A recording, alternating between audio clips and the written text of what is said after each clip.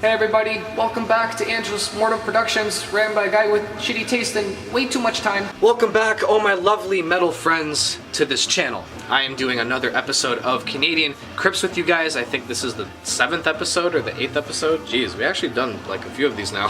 So I had a lot of fun exploring the Kitchener metal scene. We talked about Cathartic Demise, Invicta, and Raider. And those were 3 bands from that era that I was personally familiar with. However, I didn't cover that entire scene because it wasn't really something that I was ready to start researching. I've never really been into like Cambridge and Waterloo and all those places, so it wasn't that familiar to me. But a scene that is kind of familiar to me because I do know the city quite well is the London, Ontario scene, and I had no idea there were so many amazing bands from London, Ontario. So because there's such a wide spectrum of music to check out, I decided to split this whole thing into 3 parts. That's right, we're gonna be doing a London heavy metal the video that you're watching right now is going to be specifically about death metal bands that are in London. The second video is going to be about black metal bands because I think that's its own scene and it deserves its own little video. And then the last third video is going to be about other miscellaneous groups that don't fall into the extreme metal category maybe, but they're kind of like their own thing. Still good bands,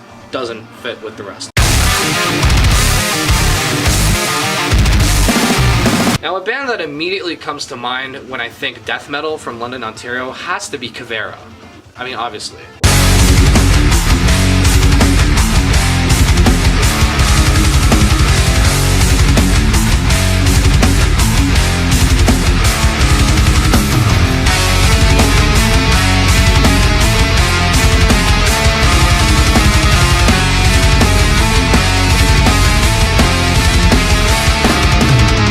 Kavara is a pretty young band. They don't have tons of material under their belt. I believe they have a demo and an EP perhaps, but really they came onto the scene last year in May when they released their debut album, Weathered and Lost, and this is just a 12-song compilation of melodic death metal awesomeness. Cavera also has an award under their belt, Best Metal Act of 2019, rewarded by the Forest City London Music Awards, which I didn't know that existed. Really cool that that exists. I'm sure it has the same weight as an Emmy. Like, you walk into a room, people just suck your dick right away. What you get here is an incredible melodic death metal onslaught. You got a really punchy production that's underlaid over the whole thing. The intricate melodic riffing is just sprung all over the place. You got solos, you got grooves left and right, up and down. The drums and the double bass are paired with everything very nicely, and I think the vocals from Serena Dorton are absolutely incredible. She sounds like a beast.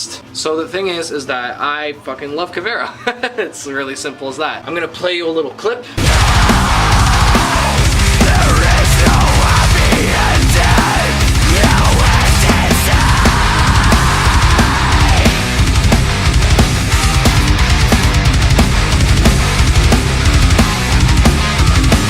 That's pretty much all the convincing you need. What else do I need to say? Alright, now the following band is only one that I have discovered very recently, and I am so ashamed of myself that I didn't know about these guys earlier because I'm just completely shook with how incredible this band is. I hope you know them already. I hope you know what they have in the works. Ladies and gentlemen, Skyless Aeons.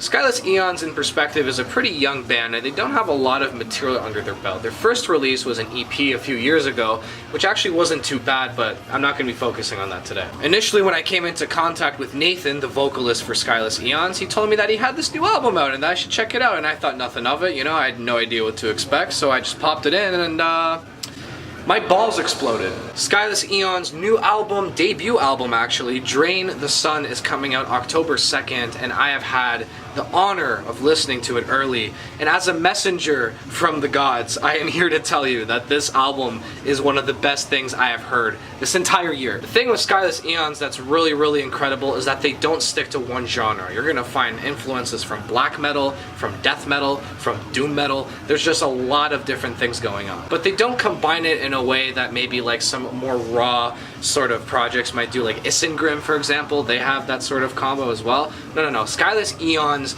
takes you on a journey through space. The album starts off with Ascension to Nothing, a truly epic track that just kind of builds and builds and builds on this beautiful, progressive sounding, clean guitar, and then finally when it gets to the peak, all of the instruments just come crashing down on top of you, and it is just the coolest way to build suspense I've heard in a long time.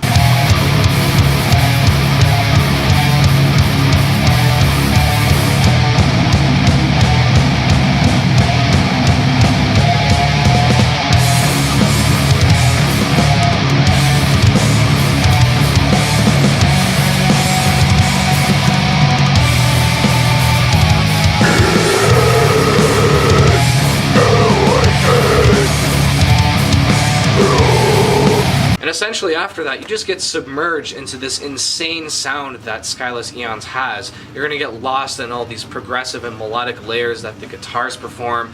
A lot of it sounds like maybe Cynic or Death, or there's some Ulcerate and Opeth influence. Beyond Creation is definitely an influence, especially on songs like Age of Regression.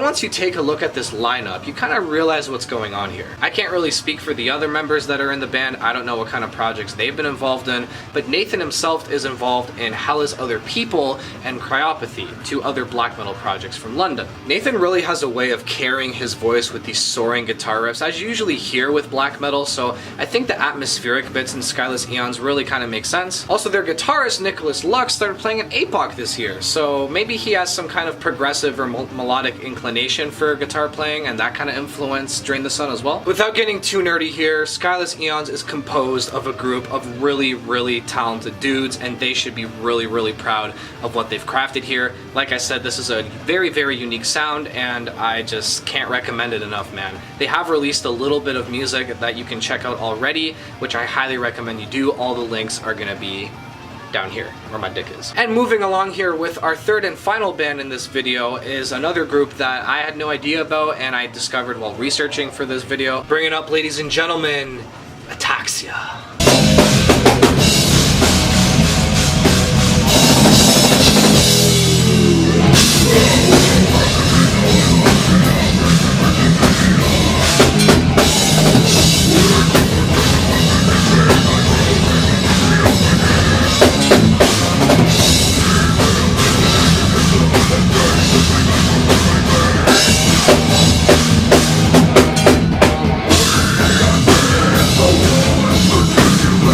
Ataxia is such a unique breath of fresh air, man. I mean, I had no idea what to expect when I saw this, but when I heard the music, I was like, man, this is just everything that death metal should be right now.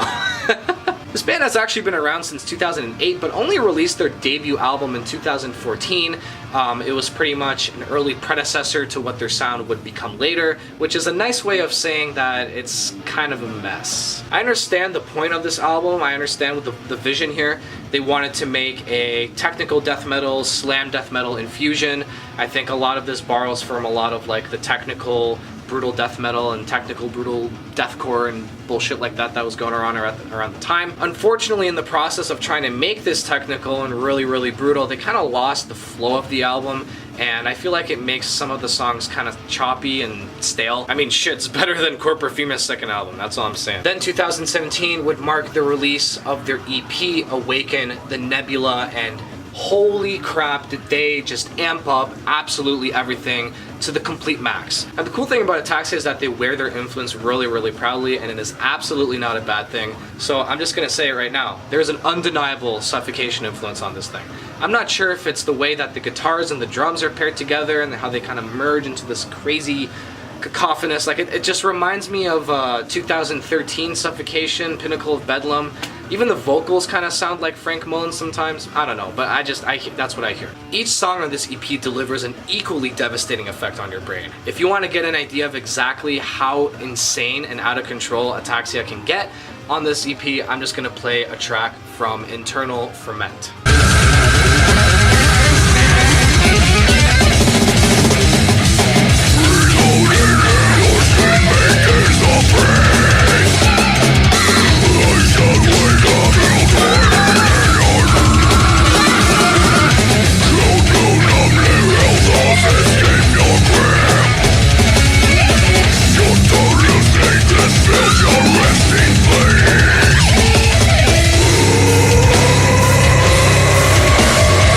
Yeah, they don't fuck around. Just in general, I love how Ataxia uses every brutal death metal trope to their advantage and still manages to come out on top with a release that's very fresh and original. If I just heard the debut album, I wouldn't have really paid much attention, but this EP changed my perspective completely, and I am just completely whipped on this group, and I cannot wait for more material. And this EP came out in 2017, so maybe there's stuff coming. I don't know. That is all I have for you today. Ladies and gentlemen, if you would like to support any of the bands that I talked about today, I am going to link all their shit in my description, so you can go follow their social media, support their music, whatever it is you want to do. If you want to see more of this kind of content, maybe me talking about more bands from London, or maybe me talking about other bands from other cities, feel free to subscribe to this channel, share the video, and make sure that everybody sees my dumb face somewhere on their social media. Come fans and support bands.